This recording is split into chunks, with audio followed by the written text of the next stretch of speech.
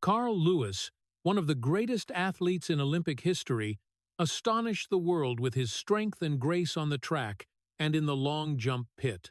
From a scrawny boy in New Jersey, he rose to become a global track and field icon, standing shoulder to shoulder with immortal legends like Jesse Owens. In 1984 at Los Angeles, Lewis made history by sweeping 4 gold medals in the 100 meters, 200 meters, long jump, and 4x100m relay, replicating Owens' 1,936 feet. He didn't stop there, conquering the world with a total of 9 gold medals and 1 silver across 4 Olympics, plus 8 gold medals at World Championships. In the long jump, he set an unprecedented record with a streak of 65 consecutive victories spanning over a decade, a feat experts call the longest unbeaten streak in modern sports history. His speed and unimaginable leaps made Lewis the benchmark that every subsequent generation would measure themselves against and aspire to surpass. But glory came with shadows. Lewis lived his youth under immense pressure, with grueling training sessions that stole his childhood and left him with lingering loneliness. Behind the glittering medals were countless silent injuries, persistent pain in his knees, back, and eyes that faded over time. He faced skepticism, attacks from doping rumors, and scrutiny from the media and public over his private life, often misunderstood. The deepest tragedy, as he admitted, was a life where he never dared hold onto lasting love, leaving him to face old age in solitude. At 64, while the world celebrates new stars, Lewis carries a single wish: to live quietly, to see his son's face clearly, to find his worth not just in speed or achievements but in resilience, determination, and love for the life that remains. Carl Lewis's childhood was unlike that of his peers. While friends played outside, carefree with schoolyard games, Lewis grew up in a family where sports were life, breath, and a crushing daily pressure. His father, William Lewis, a strict former serviceman, believed discipline forged character, while his mother, Evelyn Lawler, a top hurdler and one of the few black women to represent the U.S. at the 1,951 Pan American Games, set a high bar. In their small New Jersey home, they built an unofficial training camp for their children, where play, joy, or childhood barely existed, only running, jumping, and panting breaths reminding them never to lose. By age 9 or 10, young Carl learned to warm up like a professional athlete, calculating every stride and breath, while deep inside, he remained a child craving love and freedom. Instead of gentle praise, he often faced his father's stern gaze or cold reminders. You must do better. In that harshness, Lewis learned to swallow tears, suppress pain, and turn it into drive. But it also planted a lifelong wound, a fear of failure. That boy was never allowed to lose, even in the smallest school races. Each defeat meant disappointing his parents, carrying guilt, and so Lewis bore an obsession: win at all costs.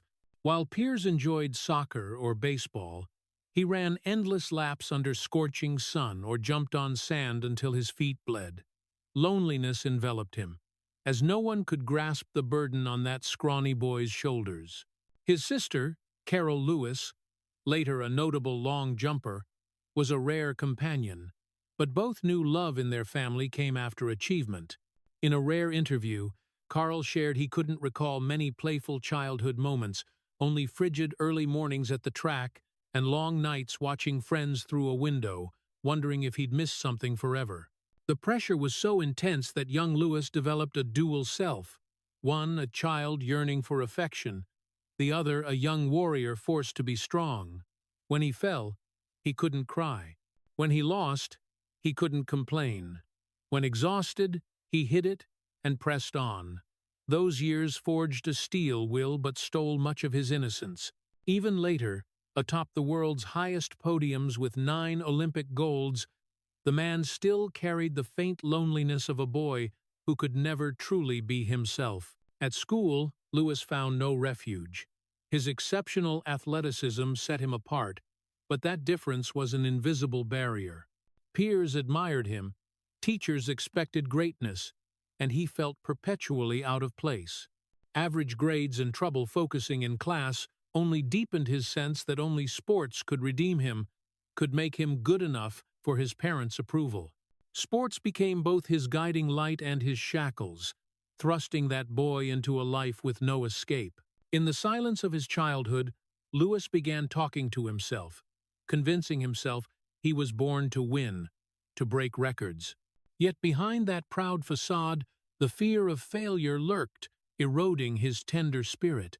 The seeds of that obsession, sown in the days of a child forced to run in the twilight, grew over time, becoming a towering shadow that haunted even his storied career. That pressured childhood prepared him for a great life, but also a painful one, where victory never truly meant happiness. As a teenager, Carl Lewis took his athletic dreams beyond the family backyard into official competitions. But these weren't the glorious days of a sports prodigy's movie. They were a grueling journey of blood, sweat, and scars on a young body. At school and regional meets, the skinny black boy with unusually long legs drew attention, but with admiration came crushing pressure. Lewis had to win, because losing wasn't allowed. In every sprint, his knees bled from scraping rocky ground. In every jump, his ankles throbbed from overexertion. Instead of stopping, Carl swallowed tears and pushed on. No one cared how much he hurt, only whether his performance outshone the day before. While peers spent afternoons playing soccer, baseball, or eating ice cream in the park, Lewis returned to a small training field where hot sand burned his feet and his father's shouts echoed. In his memory, those years stretched endlessly like an invisible prison. No childhood games, no schoolyard dates, only the repetition of exhaustion and loneliness. That boy became a warrior, not by choice but by necessity. For Lewis, a youthful smile was a luxury, as every starting line brought only the fear of losing, of disappointing his parents, of being looked down upon. Injuries became his constant companion. Lewis once shared that some nights he soaked his feet in salt water because his calves were too tight to sleep. Toenails fell off. Heels were bandaged from tears. On the track, sweat mixed with blood seeped into his shoes, yet he clung to every step. No one asked if he wanted to stop, and he didn't dare ask himself, because the answer was set: keep going, at all costs. That cost was his youth, his innocence, and a wounded soul that, even on the podium of glory, Carl Lewis could never fully reclaim. In his high school years, Lewis began competing in larger track meets. By 16, he was a formidable name in national junior competitions. But that spotlight only deepened his isolation. Friends distanced themselves out of jealousy or because he seemed too different. Teachers expected him to bring glory to the school, yet saw him as a tool. Meanwhile, Lewis felt increasingly adrift, living with two faces: outwardly a shining talent, inwardly a suffocatingly lonely teenager. The more successful he became, the wider the gap with his peers grew. At year-end farewell parties, he often sat in a corner, silently watching others dance, wondering when he could live a day like them. But the next morning, Lewis was back at the track at dawn, turning himself into a warrior clad in invisible armor. It was his only choice, for he knew there was no turning back. A single taste of failure meant collapse, meant losing everything, and so Lewis turned fear into fuel, even though he knew each step was eroding both his body and soul. Behind the photos of a smiling Lewis holding youth trophies were nights of silent tears under the covers. Behind each medal were dozens of small accumulating injuries, cracks in the soles of his feet, scratches on his soul that no one saw. That boy never dared show weakness, never dared give up, because from a very young age, the world taught him that Carl Lewis could not lose. That grueling training forged him into the track legend he became, but it also sowed a quiet tragedy. The soul of a child was lost forever, leaving an emptiness nothing could fill. In 1984, as Los Angeles glowed with Olympic colors, Carl Lewis stepped onto the track with the world watching. At just 23, he carried the ambition to rewrite history, to replicate Jesse Owens' 1,936 feet 4 gold medals in one Olympics. It wasn't just a sporting goal. It was the dream of a black boy once pushed to exhaustion, a response to years of lonely, blood-soaked teenage races. In that moment, Lewis knew he bore the pride of America, the black community, and his sacrificed childhood. The days of competition in Los Angeles became legendary. In the 100 meters, Lewis started with confidence and surged to the finish, leaving tens of thousands of spectators breathless. As he crossed the line, the first gold medal was placed in his hands, but his face wasn't radiant as expected. It was calm, almost cold. Days later, in the long jump, a single perfect leap beyond 8 meters earned him his second gold. Then came the 200 meters. Then the 4x100m relay. Each time, he reached heights the world thought belonged in fairy tales. When he left the 1984 Olympics, Carl Lewis had all 4 gold medals, fully recreating Jesse Owens' triumph from nearly half a century earlier. The press dubbed him the fastest man on Earth, a global sports icon. Yet while Owens was hailed as a national hero, Lewis faced a strange paradox. Instead of full celebration, he was criticized. Spectators complained he was too cold, not celebrating victories or sharing emotions with the crowd. Some reporters called him a soulless machine, arrogant, even comparing him to a charmless actor on stage. Ironically, while his heart raced with joy and relief after years of grueling training, the world saw only an icy wall. In truth, Lewis was a storm of emotions inside. He wept silently the night before each race, terrified of failing and letting down his parents, Coach Tellez, and those who believed in him. But when victory came, instead of bursting with joy, he didn't know how to share it. From childhood, he was never taught to express emotions only to win. So, in his most glorious moment, he wore a calm that made people think he was emotionless. The tragedy lay there. Amid the loudest cheers, Lewis felt the most alone. On the highest podium, as the American flag rose and the anthem played, he looked around and realized no one truly understood him. No one saw the bandages on his heels, the sleepless nights haunted by failure, or the silent tears on the dorm floor as a teenager. They saw only a cold champion. In what should have been paradise, Lewis felt trapped in a deep well of loneliness. That coldness grew sharper as the press fixated on his lack of celebration. Instead of writing about his 4 gold feet, they focused on his lack of emotion. Instead of praise, they dissected every frown, every calm glance, concluding he was distant from the audience. Lewis was stunned, hurt, but stayed silent. He was used to swallowing pain. The man who achieved the miraculous faced rejection in his own homeland. And in that moment, the seed of obsession planted in childhood took deeper root. The fear that no matter how brilliantly he won, he was still not enough, still misunderstood, still alone. In Los Angeles's joyous days, Carl Lewis returned to his room, removed the shining gold medals from his neck, and placed them quietly on the table. Their golden glow reflected in his sad eyes, a cruel irony. The world cheered, but the heart of their owner was heavy with loneliness. 4 gold medals, an immortal feat, but also 4 mirrors reflecting a bitter truth. Glory could never fill the void left by a stolen childhood. At 23, as the world called his name, Carl Lewis learned a painful lesson. Some victories light up the world but leave the deepest shadows in the winner's soul. After Los Angeles 1984, the world hailed Carl Lewis as a track god, but those cheers became an invisible cage, imprisoning him for the next decade. From that moment, people no longer saw him as a man who could lose, tire, or hurt. They saw only an invincible machine. As if sentenced by his own glory, Carl Lewis embarked on a streak of 65 consecutive long-jump victories, an immortal record in sports history. but also a chain binding his soul. On the field, Lewis was mythical. Each time he stepped to the runway, spectators stood, knowing they'd witness another great leap, another victory. Rivals despaired, some even feeling it was pointless to compete against him.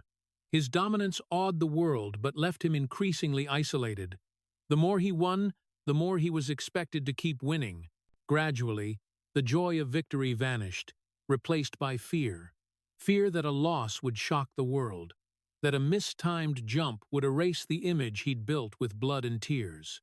For a decade, from 1981 to 1991, Carl Lewis didn't know what it meant to lose in the long jump. It was called the longest unbeaten streak in modern track and field history. But looking deeply into his eyes after each medal ceremony, one would see not joy, but a heavy, almost exhausted burden. For him, each leap wasn't just a competition, it was a sentence. He had to overcome it, or the world would turn its back. In lonely hotel nights after tournaments, Lewis confided to close friends that he no longer remembered what freedom felt like. Instead of enjoying youth like his peers, he lived in a relentless schedule of competitions, intercontinental flights, and endless training. Friends started families, savored leisurely weekends, while he knew only tracks, sandpits, and medals coldly stacked in a display case. "I'm a prisoner of expectations," he once said. "I win not because I want to, but because I'm not allowed to do otherwise." That obsession grew as public scrutiny sharpened.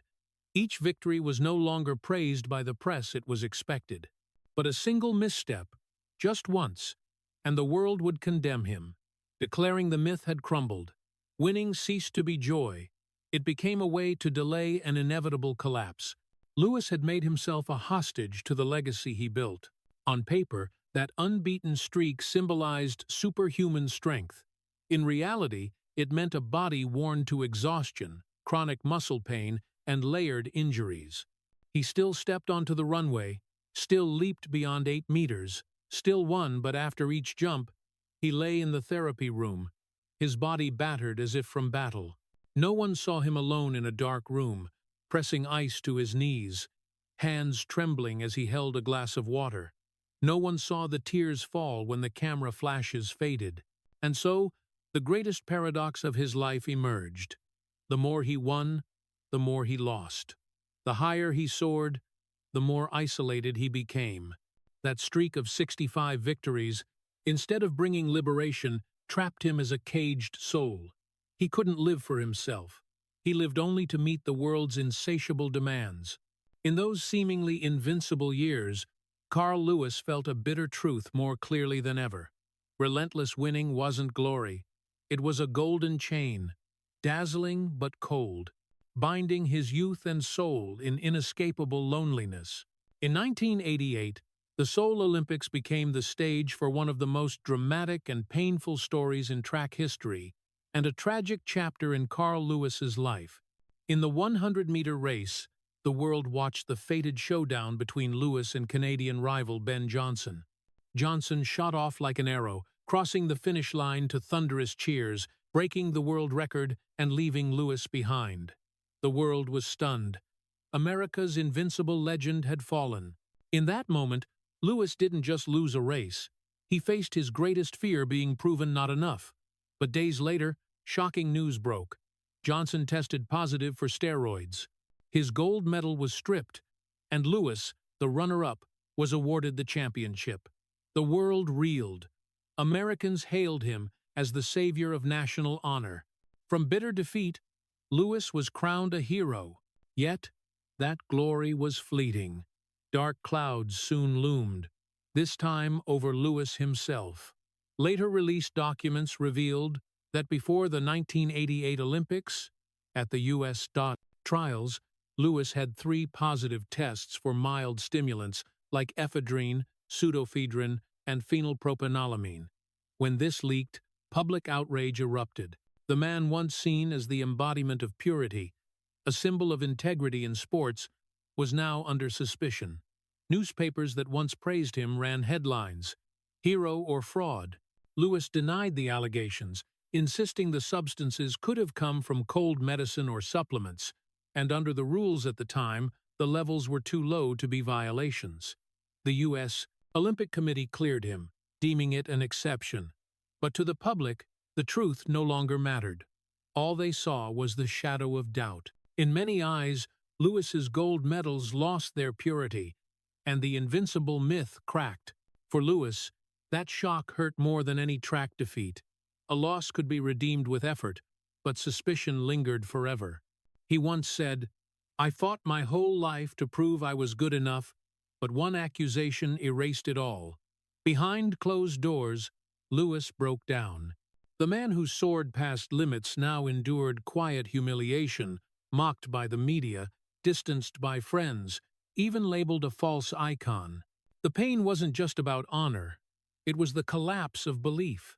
Lewis had built his life on the idea that through grueling work and discipline, one could surpass all limits. Now, people dismiss that, claiming his success came from chemicals. For someone haunted by the fear of not being enough, that accusation was a dagger to his deepest wound. From America's savior, Carl Lewis became its outcast. He kept competing, kept winning, kept bringing medals home. But the public's gaze had changed. Amid applause, he heard whispers of doubt. In the flash of cameras, he saw shadows of suspicion. In his own heart, he felt a bitter truth. Glory and shame were separated by a fragile thread. Lewis could deny, could stand on the highest podium, but the stain never faded. It clung to his name like a persistent shadow, following him for life. People still spoke of his 9 Olympic golds, still called him a legend, but always with a silent question mark. For a man who lived for validation, that was the most painful tragedy. In 1991, with Seoul behind him and the doping scandal still lingering, Carl Lewis entered the World Championships in Tokyo with a strange resolve. At 30, an age when many track athletes declined, he burned to prove himself. Prove his golds weren't flukes. Prove he was still king of the track and sandpit. Prove the name Carl Lewis couldn't be doubted forever. His mind was heavy, but his feet yearned to fly. In Tokyo, he delivered one of the greatest track performances ever, but also the bitterest defeat of his life. On the night of the 30th of August 1991, Tokyo's National Stadium was packed with spectators. The long jump where Lewis had reigned for a decade took center stage. His greatest rival was none other than Mike Powell, younger, hungrier, and determined to topple the icon. From his first jumps, Lewis proved he hadn't aged. 8.91 meters, a staggering figure, his career best, and a world record, if not for Powell. Minutes later, Powell soared 8.95 meters, surpassing Bob Beeman's 23-year record and defeating Lewis in an epic showdown. Lewis had jumped farther than anyone in his life. He'd reached the peak he'd always craved. But the tragedy was that this peak wasn't enough to win. When Powell landed in the sand, the stadium erupted, while Lewis stood frozen, staring at the scoreboard's 8.95 like a verdict. In his memory, that moment felt like losing his most precious possession. Not just the gold medal, but the absolute recognition he'd dreamed of since childhood. It's still called the jump of the century, an immortal duel between two extraordinary men. But for Lewis, it was a wound that never healed. He'd won 65 consecutive competitions, dominated for a decade, yet lost on the day he peaked. The cruel irony: his greatest performance was tied to his most painful memory. After the event, Powell became the new hero, the world record breaker, while Lewis was labeled the runner-up, despite outjumping everyone but Powell. The media portrayed Powell as the warrior who toppled an empire, while Lewis was written as a faltering monument. In silence, he felt the psychological shadow envelop him. Each time the press mentioned his 8.91-meter jump, they added, "But he still lost." That "but" cut deeper than any injury. For a man haunted by the fear of not being enough, Tokyo 1991 was brutal proof he'd never be enough, no matter how extraordinary his feats. He didn't lose for lack of skill, but lost at his absolute peak. That was fate's ultimate irony. In the nights that followed, Lewis admitted he couldn't sleep. In dreams, he saw himself soaring, hitting 8.91 meters, then watching Powell surpass him. The dream became a nightmare, reminding him some battles have no complete victory. Tokyo left Carl Lewis with a painful paradox. His greatest achievement was also his greatest pain. He kept competing, kept winning medals, but deep down, that 1,991 jump was a mirror reflecting he'd forever be imperfect, never fully enough. From that moment, a psychological shadow truly engulfed the legend, turning his later years into a journey both glorious and haunted, where each victory only highlighted the loneliness and tragedy in his heart. Atlanta, summer 1996. America buzzed as the Olympics returned home after over a decade, and Carl Lewis, at 35, entered his final Olympic Games. He was no longer the youthful sprinter with powerful legs from Los Angeles 1984, nor the absolute ruler of Tokyo 1991. Time had marked his body. Speed faded. Daily aches tormented him. Critics had written his farewell, many believing Lewis was there only as a nostalgic symbol, not a medal contender. But deep inside, he harbored one last desire: to win another gold to close his career. On long jump day, tens of thousands of American fans waited. Lewis, no longer the favorite, stood before the sandpit with resolute eyes. His first jump wasn't perfect but steady. He adjusted, pushing through each step. Then came the defining moment, a leap with every ounce of remaining strength and breath. His body soared, landing at 8.5 meters, enough to surpass all. When the judge raised the scoreboard, the stadium erupted. Carl Lewis won his fourth consecutive Olympic long jump gold, an unprecedented feat in modern history. Americans hailed him as a returning hero. The press called it a triumph over time, proof of immortality. But amid the roaring cheers, Lewis stood still. He didn't smile or celebrate like in his early days. In that moment he knew this was the last time. No more races ahead, no more battles to prove himself. The final peak, dazzling but heavy, marked the end of his youth and part of his worn soul. "I've won everything but lost myself," Lewis once said after Atlanta. Indeed, from 1,984 to 1,996, he'd achieved it all: 9 Olympic golds, countless world titles, adoration from millions. But the cost was a stolen childhood, a sacrificed youth, and a lonely adulthood. He'd gone too far as a legend to know who he truly was. After the medal ceremony, back in his room, Lewis sat alone for a long time. The gleaming golds lay on the table, but the room was steeped in heavy silence. In the mirror, he saw a man past his prime, eyes shadowed from sleeplessness, body worn. Outside, millions called his name, but inside, Lewis heard only a hollow echo. It's over. The final glory became a farewell. In the days that followed, he felt a terrifying void. While competing, each day began with a clear goal: train, race, win. After Atlanta, that purpose vanished.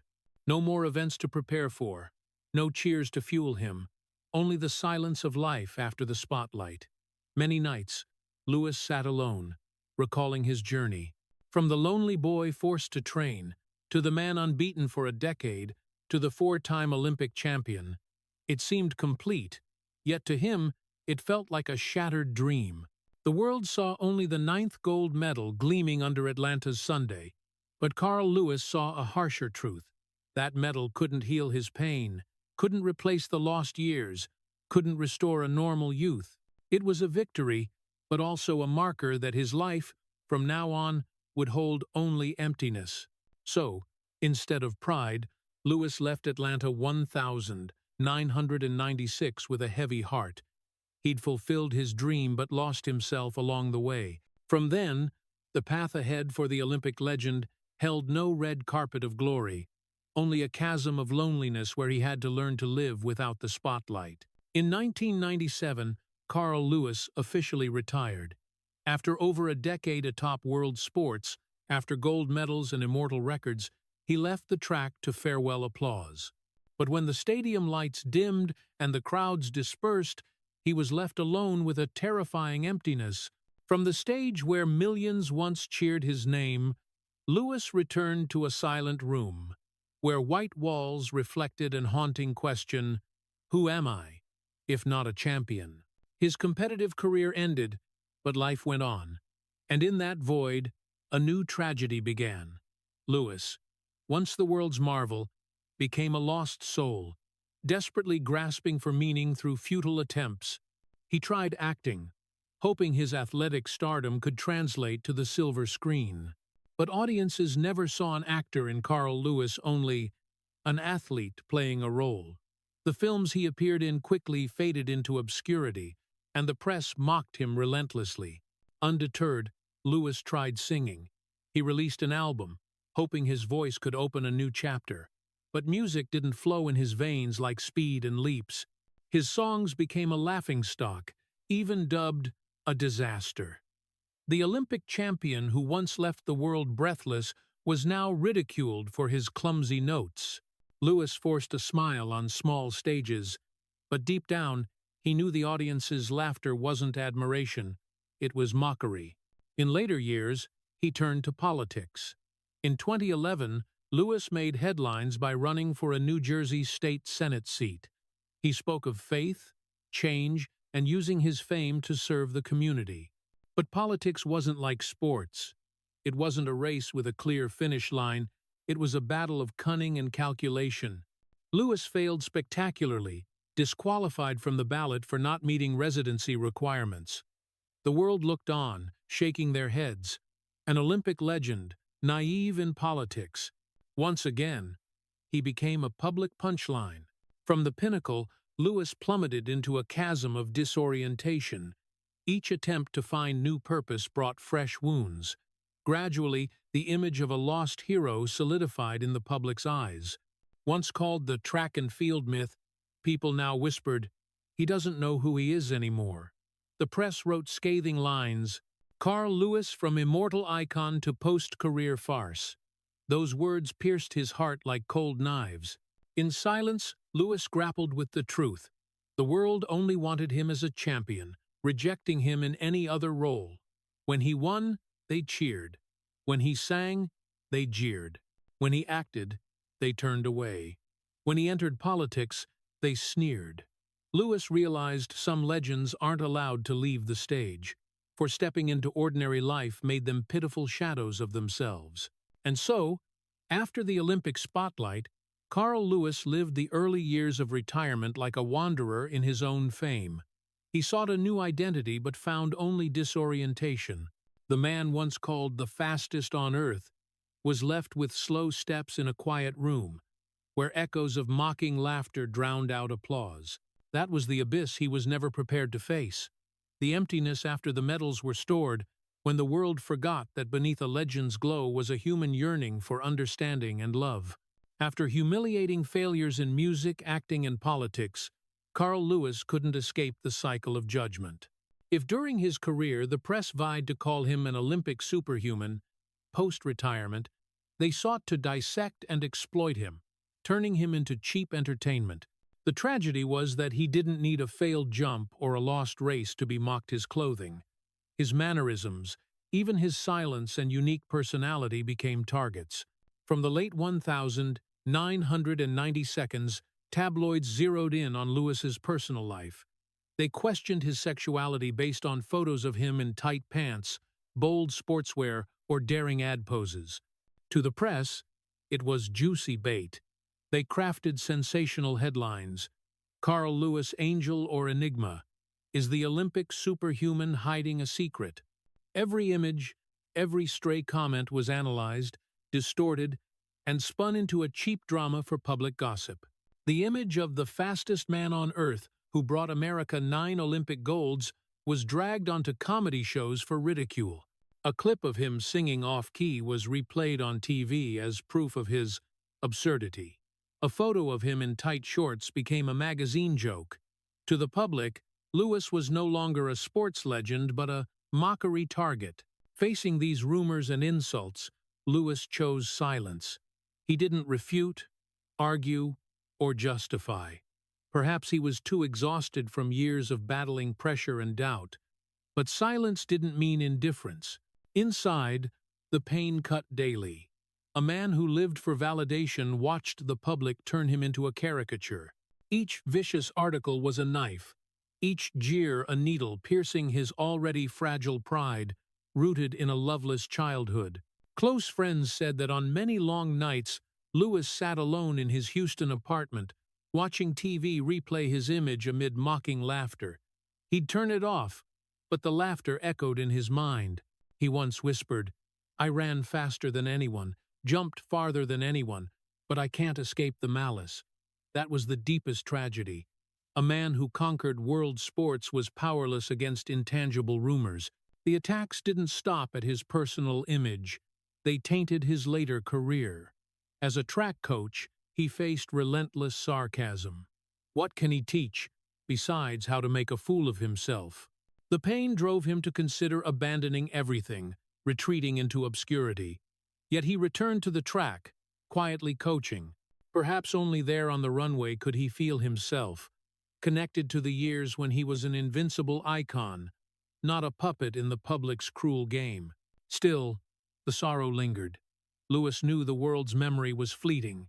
They could forget his record-breaking jumps, his Olympic medals, but clung to a mocking photo. The man haunted by never being enough was pushed deeper into a chasm of doubt. Outwardly, he remained calm, but inside, Lewis suffered immensely, feeling that his life's work, sweat, blood, tears, was reduced in public memory to a joke. And that was the cruelest tragedy. From an Olympic superhuman, Carl Lewis became a target of ridicule. From America's hero, he turned into a figure relentlessly scrutinized. Despite striving to maintain composure, his heart was torn by invisible wounds, wounds no gold medal could heal. Carl Lewis's life was defined by speed, records, and gold medals. But behind it all lay a silent void no achievement could fill, the void of love and connection. From the moment he stepped into sports, he realized affection could be a distraction. In a harsh world where a split-second lapse meant failure, Lewis chose sacrifice. He feared that letting his heart stir, allowing someone into his private life, would break his absolute focus on his career. So, as years passed, through every competition and podium moment, Lewis stood alone, with no hand to hold. In his youth, rumors swirled of fleeting romances, hints of a mystery woman in the Olympic legend's life. But the truth was, Lewis never had a lasting relationship.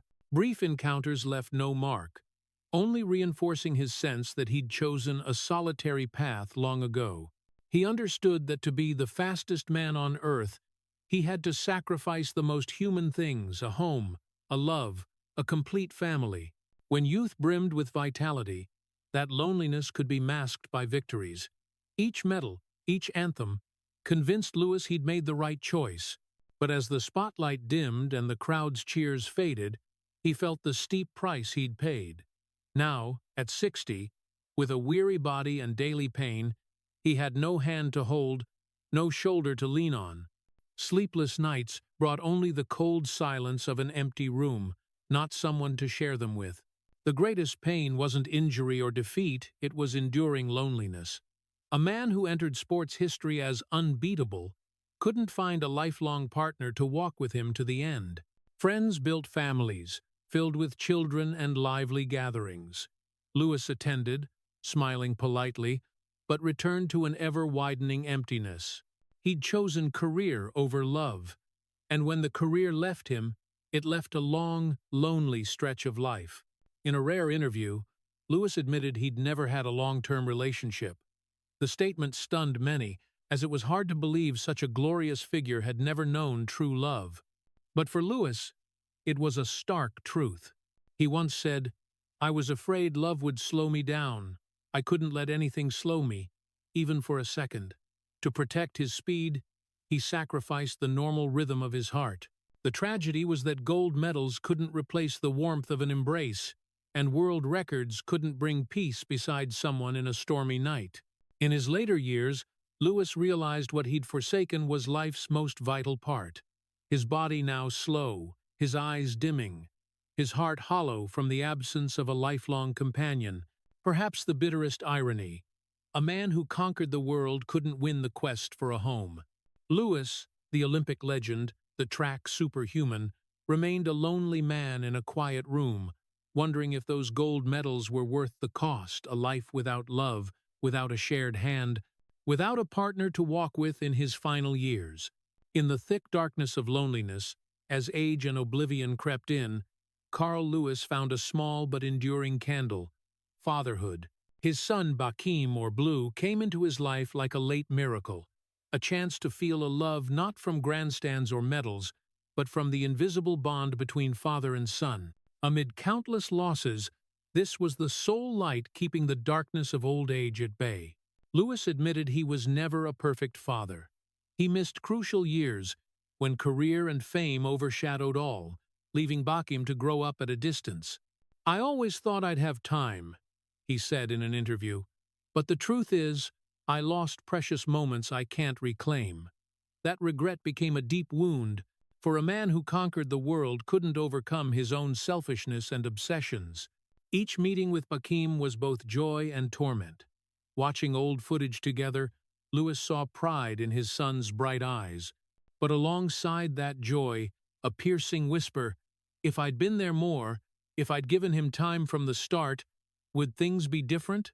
Each moment with his son was both a healing balm and a knife, reminding him of what he'd missed. Bakim, with his own creative passion for directing and filmmaking in Houston, chose a path apart from his father's shadow, bravely crafting his own story. Lewis quietly followed his son's work, proud that Bakim didn't chase track to live under his legacy. In rare late-night talks, Lewis rediscovered a feeling absent in his youth: being heard, seen, not as a legend, but as an ordinary man. To him, that was priceless. Some Houston afternoons, father and son cycled through a park, Bakim's laughter echoing while Lewis struggled to keep up, his body worn by age. He hid his weakness, but Bakim saw the fatigue in his eyes. Instead of mocking, his son gently steadied him with a hand. To Lewis, that gesture was worth more than any medal. It was the first time he felt loved without needing to prove or win. Yet, that happiness couldn't fully erase the pain. Lewis knew time with his son was finite, and lost years wouldn't return. He ached thinking of birthdays, games, and childhood memories Bakim lived without him. "I won the world," he confessed, "but I failed as a father." That admission, both bitter and honest, laid bare the contradiction of a man once seen as invincible. Still, Bakim gave him a second chance to live again, to atone. Each time his son called him Dad, Lewis felt a familiar yet strange warmth, like a boy hearing love for the first time. Without Bakim, his post-retirement life might have been a chasm of loneliness. But with his son, he had a reason to rise each morning, to endure the pain, to keep living, however slowly, however wearily. To the world, Carl Lewis remains an Olympic legend, but to himself, the most important title is simply two words: father. A flawed father, full of regrets, but also brimming with love. And it is this fatherly bond, in a life marked by so much loss, that has become the sole candle keeping him from the edge of the abyss, illuminating the dark path of old age. Age arrives like a silent enemy, slow but merciless. After years of living off extraordinary strength, Carl Lewis began to feel the clear betrayal of his own body. The man once dubbed the Olympic superhuman, who leapt over 8 meters as if gravity didn't exist, now struggles each morning just to get out of bed. His worn-out joints creak, a cruel reminder that this body has been pushed to its limits by thousands of jumps and tens of thousands of strides. Some mornings his back hurts so much that even turning over makes him break out in a sweat. Rumors circulate that he suffers from severe arthritis, that the once great legend now lives in constant pain. Lewis denies it, unwilling to let the world see his weakness. But the truth is evident. His steps have slowed, every movement a struggle. His eyesight is no longer what it was. The years under the glaring stadium lights, the moments straining to see the starting line or the boundary, have taken their toll. Now, when reading a book or looking at his son's face, he needs glasses. In Lewis's gaze lies a quiet fear that one day those eyes will go completely dim and he'll no longer see Bakim's smile. "I can endure pain," he once said, "but I can't imagine losing the image of my son." For a man who lived his life for recognition, losing his sight feels like losing the final bridge to the only love that truly matters. The body betrays, but even crueler is the public's forgetfulness. Today, when people talk about speed and athletic feats, the name most often mentioned isn't Carl Lewis, it's Usain Bolt. Bolt, with his wind-like strides and 9.58-second 100-meter record, has become the icon of a new generation. The media hails Bolt as the fastest man in history, while Lewis, who paved the way for it all, is gradually erased from collective memory. His gold medals sit silently in museums, occasionally dusted off for display, while his name rarely appears in the conversations of the young. For Lewis, this is a spiritual tragedy heavier than any physical pain. To live as if being erased from humanity's shared memory. He once made the world hold its breath, but now, walking down the street, many young people glance at him without realizing they're in the presence of a living legend. In rare interviews, he still smiles, still speaks calmly about his career, but his eyes betray a hint of bitterness. Maybe everyone gets forgotten eventually, but it's hard to watch it happen while you're still alive. Each time Usain Bolt broke a record, Lewis appeared on TV as the predecessor, but his words were often brushed aside, treated as echoes from the past. When he critiqued the younger generation, he was labeled jealous. When he stayed silent, they called him washed up. No matter what he did, it only deepened the truth. His place in the public's heart has faded, and so, amid mornings when his body feels broken and his joints scream, Carl Lewis endures another kind of pain, the pain of being forgotten. The man who once carried America soaring into the Olympic sky now walks slowly through the streets, wondering if his legacy still holds any meaning. The photos of him with his medals, once a source of pride, now feel like distant relics of a glorious past. The deepest tragedy is the feeling of living as if already erased from collective memory. Lewis still exists, still breathes, still pushes through each step, but in his soul, it feels as though the world has turned its back, and that is an endless loneliness, a loneliness no victory, no medal, can redeem. As his body increasingly betrays him and the public gradually forgets, Carl Lewis faced a question he never dared ask at the height of his glory. What will I live for when the light of the medals has gone out? The answer came from where it all began, Houston University, where he was once a young student coached by Tom Tellez, the place that launched his legendary career. Returning to Houston not as an athlete but as a coach, Lewis suddenly found a new, fragile, yet truly redemptive purpose. In the university stadium, amid the whistle of the wind and the sound of shoes pounding the track, Lewis is no longer the fastest man on earth.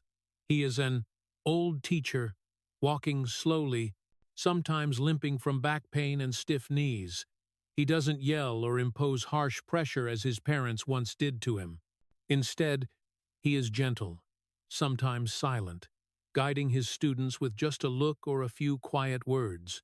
His students see him not just as a coach, but as a living book tattered by time, but filled with priceless lessons. Lewis knows he has nothing left to prove.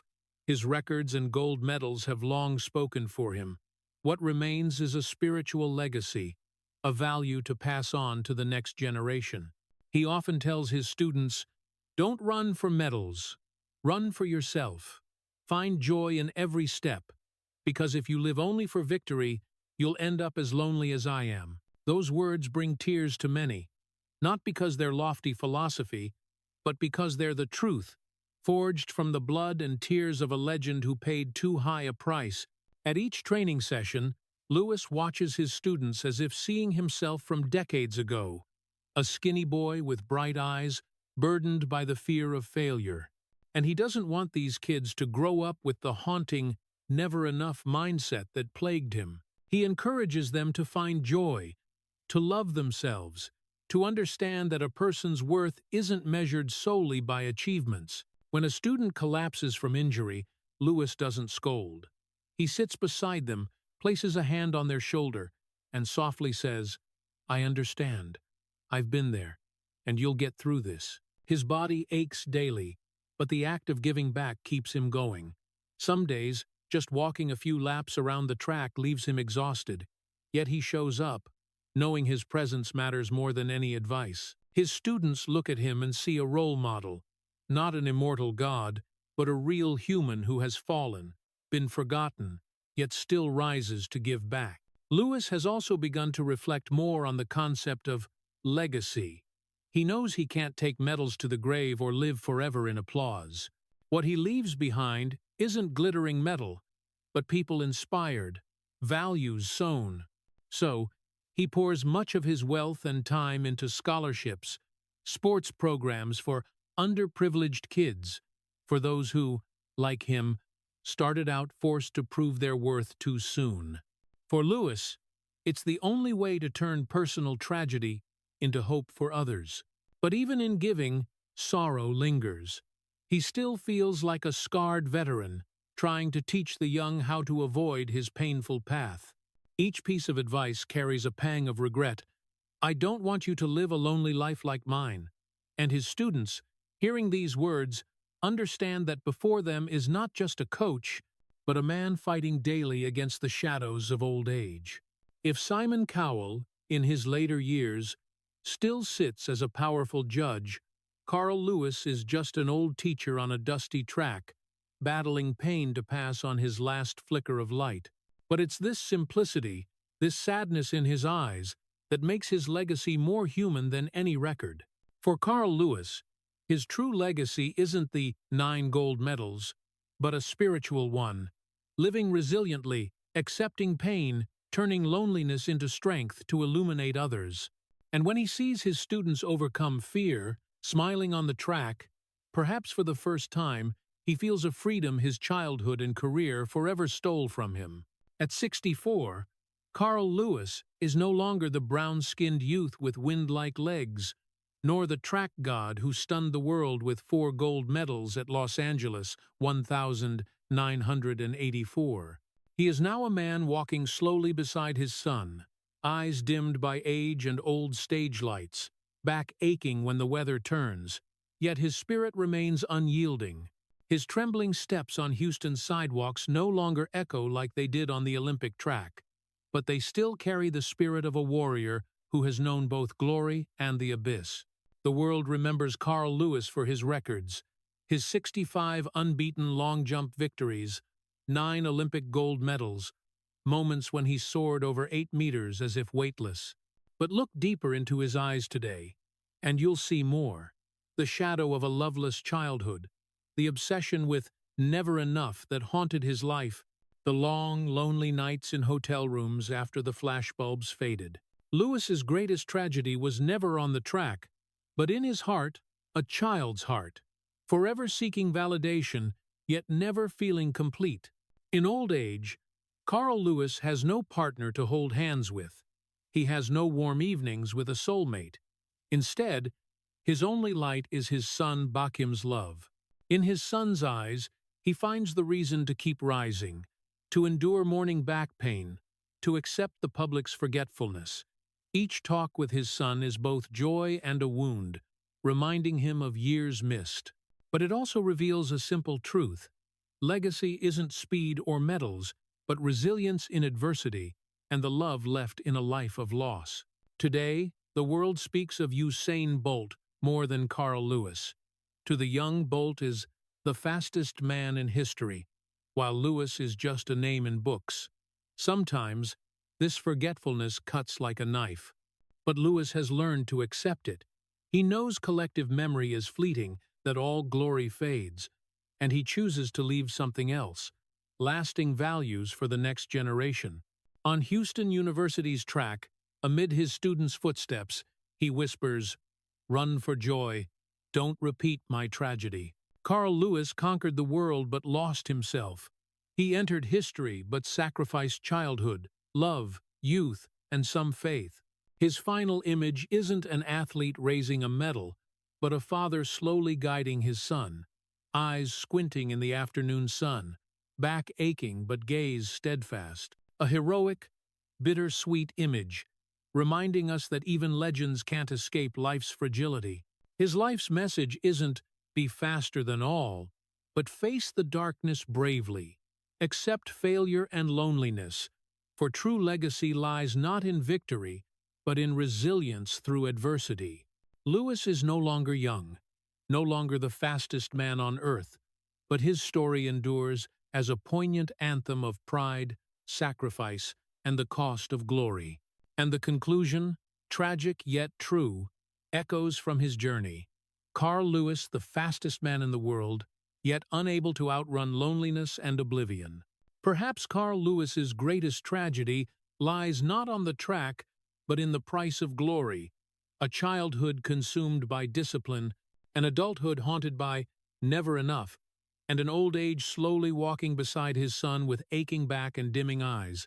We admire him recalling Los Angeles 1984 with 4 dazzling golds, the 65 long jump victories that made the world believe in the extraordinary, but Tokyo 1991 left a lasting scar, jumping 8.91 meters, a personal best, yet losing to Mike Powell's 8.95 meters. We feel pain when Atlanta 1996 gave him his 4th long jump gold, but instead of joy, he said, "I've won everything, but lost myself." We understand the humiliation of 1988's doubts when he was caught in a storm over mild stimulants, revealing a harsh truth. The public can lift someone to the heavens and cast them to the depths in a moment. Amid mockery of his sexuality, fashion, behavior, and the world's obsession with Usain Bolt, Carl chose to return to Houston as an old teacher, telling students not to run for medals, but for joy, choosing to cling to fatherhood with Bakim, each meeting both a balm and a wound for years missed. A lesson for America today. Honor achievements, but don't define people by them. Build ecosystems for athletes' mental health and life after the spotlight. Thank aging icons with kindness, not rumors, and teach children that true legacy isn't speed, but resilience through adversity, love, and rising after every fall. Because in the end, even the fastest man in the world can't outrun loneliness unless we run with him. If you feel the loneliness and extraordinary resilience in Carl Lewis's journey, please subscribe to our channel to join us in honoring legends who paid a lifetime for glory. Thank you for joining us, and see you in the next video, where we'll again illuminate the poignant stories behind the spotlight.